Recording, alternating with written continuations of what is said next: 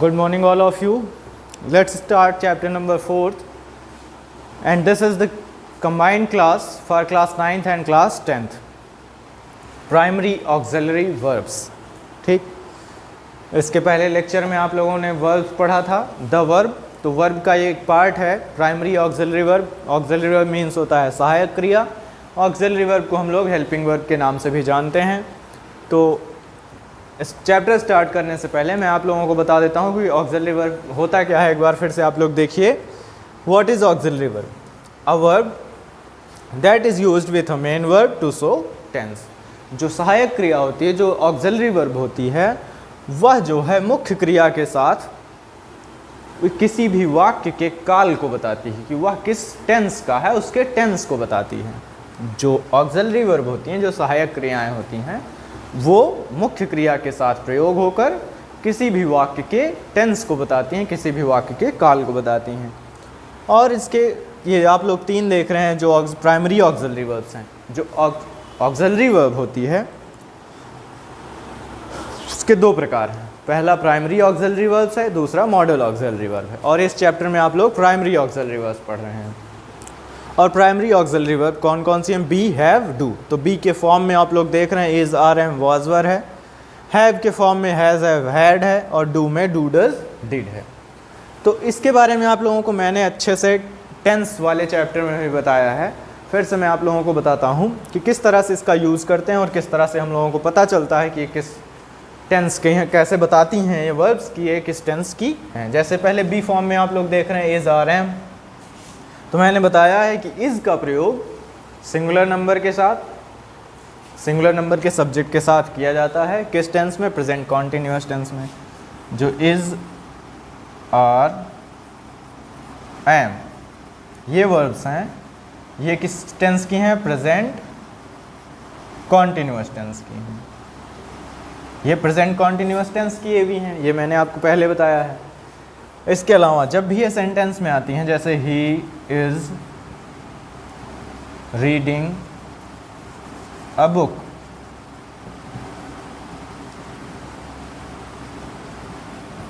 They are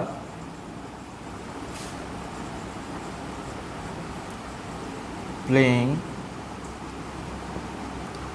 football.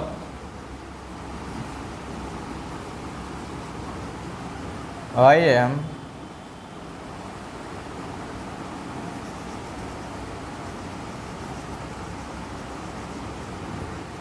Going to school. जैसे sentence लिखे हुए हैं। ठीक, आप लोगों को ये चीज़ें नहीं पता हैं। तो इज़, आर, एम इसमें आप तीनों में देख रहे हैं।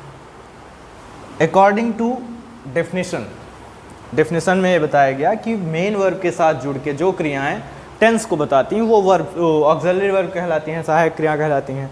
तो इसमें आप लोग देख रहे हैं जो इज़, आर, एम है वो बी फॉर्म में, ये इज़ सिंगुलर नंबर के साथ यूज़ होता है, मैंने आप लोगों को बताया है।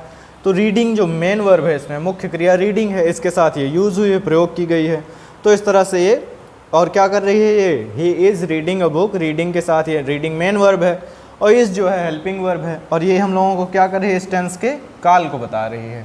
इस सेंटेंस के टेंस को बता रही है कि ये सेंटेंस किस टेंस का है, किस काल का है। मीन्स जब इज़ हम लोगों को दिख जाता है verb plus I N G, तो यह हम लोगों को सेंटेंस के टेंस को बताती है। उसी तरह आर है।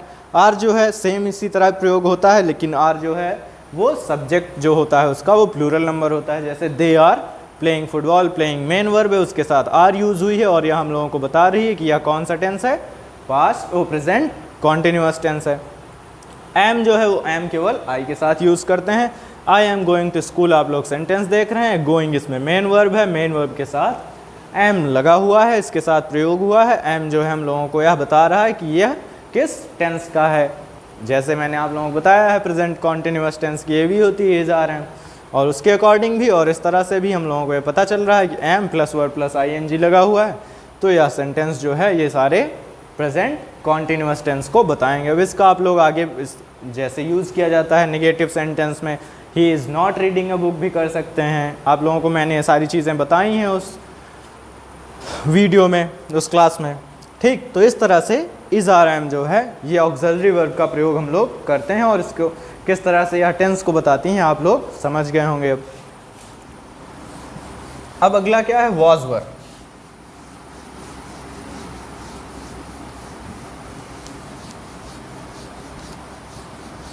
वॉज वर जो है वह पास्ट कॉन्टिन्यूअस टेंस की एवी होती है, पास्ट कॉन्टिन्यूअस की एवी होती है वॉज और वर। ठीक, वॉज वर। वॉज जो है सिंगुलर नंबर के सब्जेक्ट के साथ, वर जो है प्लूरल नंबर के सब्जेक्ट के साथ। सेंटेंस आप लोगों को दिख जाए, सी was making food.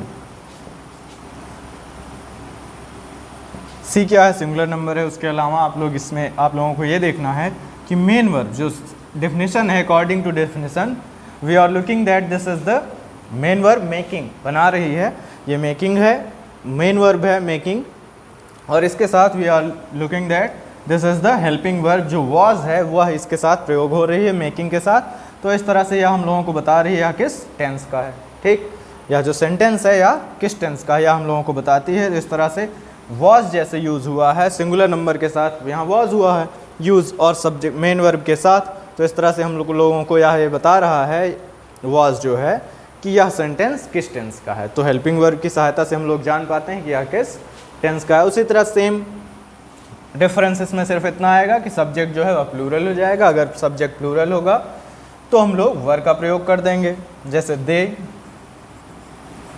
Were eating an apple, they were eating an apple. ठीक,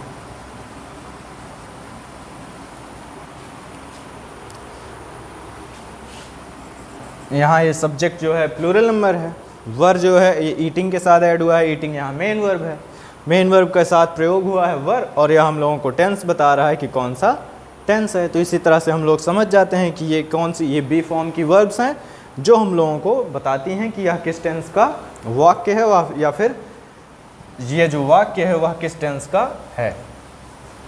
इस तरह से आप लोगों ने बी फॉर्म देखा। बी फॉर्म के बाद जो is are am was were जो थे, इनसे आप लोग अब समझ जाएंगे। जब भी आप लोगों को दिखेगा, जब भी आप लोग किसी भी सेंटेंस में देखेंगे तो बिना प्रॉब्लम के आप लोगों को समझ में आ जाएगा। अब आप लोग देखेंगे हैज़ हैव जो है हैव फॉर्म के, ये पास्ट परफेक्ट प्रेजेंट परफेक्ट की ये भी होती है, प्रेजेंट परफेक्ट।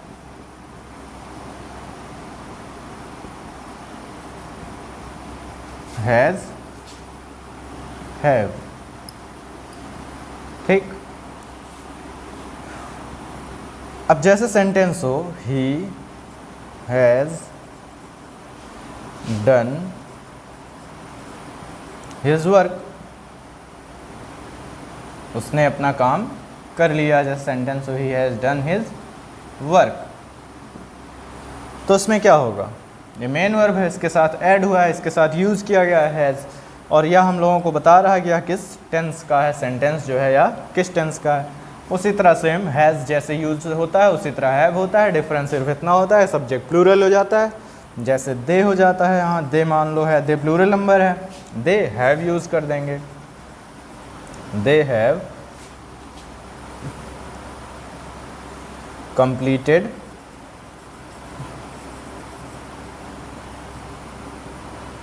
their वर्क, ये सेंटेंस हो जाए। इसमें भी वही सेम चीज़, कंप्लीटेड जो है मेन वर्ब है, मुख्य क्रिया, उसके साथ हैव लगा दिया गया है, उसके साथ हैव यूज़ किया गया है, और हैव क्या कर रहा है, इस सेंटेंस के टेंस को बता रहा है। हैज़ हैव जब हम लोग देखेंगे तो उससे पता चल जाएगा ये कौन सा टेंस है। तो बी फॉर्म के जितने वर्ब्स थे, is are am was were, उनको आप लोगों ने देखा, और हैव फॉर्म का जो हैज़ हैव वर्ब है, इससे आप लोगों को पता चला कि प्रेजेंट परफेक्ट टेंस हो जाता है।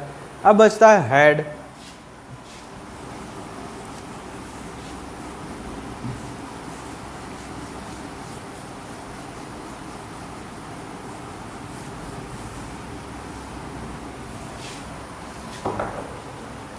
ये पास्ट परफेक्ट की ये भी होती है, मैंने आपको टेंस वाली क्लास में बताया है।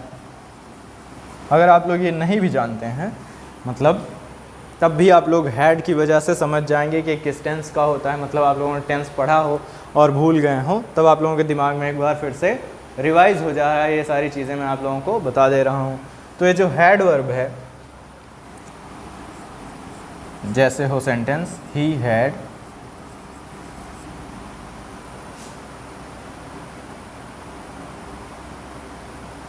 गॉन टुडे, ठीक।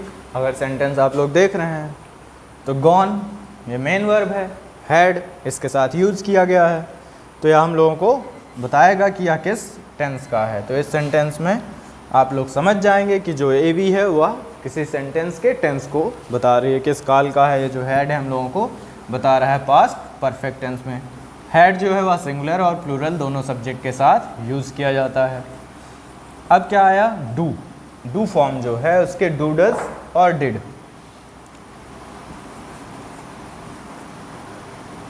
प्रेजेंट इंडेफिनिट की ये भी होती है डू, डज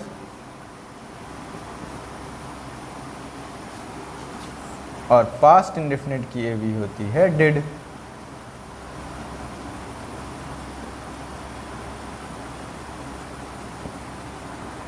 जैसे सेंटेंस हो ही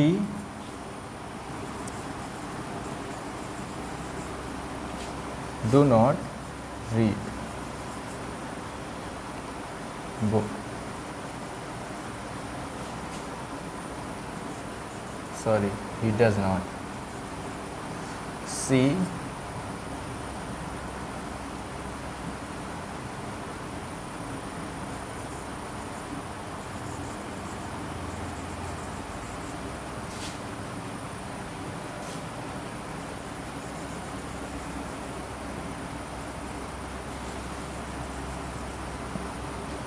जैसे सेंटेंस है प्रेजेंट इंडेफिनिट, आप लोग ये जैसे जानते ही हैं। डू डज वर्ब दी गई हैं डू के फॉर्म की, तो डू जो है वह प्लूरल नंबर के साथ यूज़ होता है, ठीक, प्लूरल नंबर के सब्जेक्ट के साथ। We do not sing song, हम लोग गाना नहीं गाते हैं। सिंग के साथ ये यूज़ किया गया, सिंग मेन वर्ब है और डू जो है ऑक्सिलरी वर्ब है। तो ये जब ऑक्सिलरी वर्ब मेन वर्ब के साथ यूज़ कर दी जाती है तो उससे हम लोगों को पता चल जाता है कि यह सेंटेंस जो है, जिस सेंटेंस में वह यूज़ किया गया है वह किस टेंस का है। उसी तरह सिंगुलर नंबर के सब्जेक्ट के साथ डज लग जाता है, does not read book, main verb के साथ डज लगा, मेन वर्ब के साथ जब लगा तो यह जो है हम लोगों को बताएगा कि यह किस टेंस का होता है, किस टेंस का है। तो इससे हम लोग समझ जाएंगे कौन सा टेंस होता है जब डू डज लग जाता है, तो present indefinite.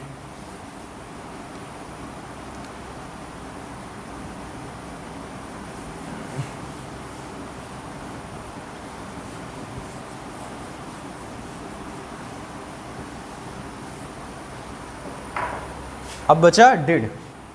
Did past indefinite के लिए होता है। प्रेजेंट इंडेफिनिट और पास्ट इंडेफिनिट के अफर्मेटिव सेंटेंस में ए भी नहीं लगती, इसीलिए मैंने यहाँ पर वी डिड नॉट लिखा और ऊपर ही सी जो भी लिखा था मैंने ही डज नॉट लिखा था, ठीक। तो क्योंकि अफर्मेटिव सेंटेंस में ए भी इसके लगती नहीं है तो आप लोग उससे पहचानेंगे, तो इसमें इसका काम नहीं है, वो मैं टेंस के लिए आप लोगों को बता दे रहा हूँ। बाकी आप लोग देखिए डिड जो है, we did not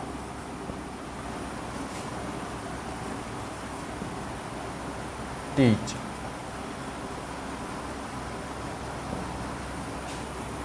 ये मेन वर्ब टीच हो गई, उसके साथ डिड यूज़ कर दिया गया और इससे हम लोगों को पता चल जाता है मेन वर्ब के साथ वर्ब जब यूज़ की जाती है ऑक्सिलरी वर्ब, जो कि हम लोगों को बताती है कि वह सेंटेंस किस टेंस का है, किस काल का है। इस तरह से आप लोगों का ये चैप्टर जो है वह समाप्त होता है। जितनी भी वर्ब्स हैं, बी हैव, डू, की, is, are, am, was, were, has, have, had, do, does, did, ये सारी वर्ब्स जो हैं वह सेंटेंस में मेन वर्ब के साथ जुड़ के प्रयोग होंगी और यह सभी आप लोगों को बताएंगी कि वाक्य किस काल का है, किस टेंस का है। और इस तरह से आप लोगों का ये चैप्टर जो है प्राइमरी ऑक्सिलरी वर्ब समाप्त होता है। आप लोग इसकी एक एक एक्सरसाइज करिएगा और अगर आप लोगों को कुछ ना समझ में आया हो, if you have any problem or queries in your chapter, then you can ask me on our school's WhatsApp number 8576879375. Thank you.